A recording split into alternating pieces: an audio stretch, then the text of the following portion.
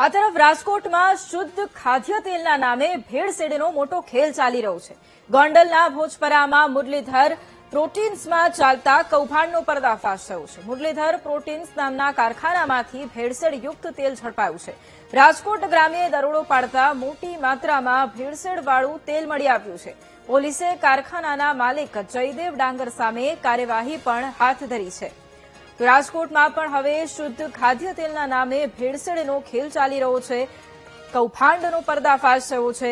ગોંડલના ભોજપરામાં મુરલીધર પ્રોટીન્સમાં ચાલતા આ કૌભાંડનો પર્દાફાશ થયો છે અને ભેળસેળયુક્ત તેલ અત્યારે ઝડપાયું છે। કારખાનામાંથી આ તેલ ઝડપાયું છે અને આ જ મુદ્દે સંવાદદાતા ધ્રુવ ઓનલાઈન પર છે।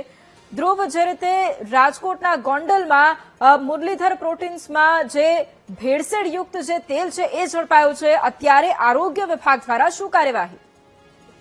ચોક્કસથી જો વાત કરવામાં આવે તો રાજકોટ જિલ્લાના ગોંડલના જે ભોજપરા ગામથી છે તે ભેળસેળ ખાતે તેલ છે તે મળી આવ્યું છે। ખાધક તેલમાં છે તે વધતા ભાવ વચ્ચે ભેળસેળ છે ને મુરલીધર જે પ્રેન્ટેસ નામની જે આ કારખાનામાં વેચાણ કરતા હોવાનું સામે આવ્યું છે। રાજકોટ ગ્રામ્ય એસીજી છે તે દ્વારા દરોડો પાડવામાં આવ્યો છે। પેઢીના માલિક જે જયદેવ છે તે ડાંગર નામના શખ્સ સામે છે તે કડક કાર્યવાહી છે તે કરવામાં આવી છે। આ એસઓજી દ્વારા છે તે આ સૌથી મોટી કાર્યવાહી છે તે કરવામાં આવી છે।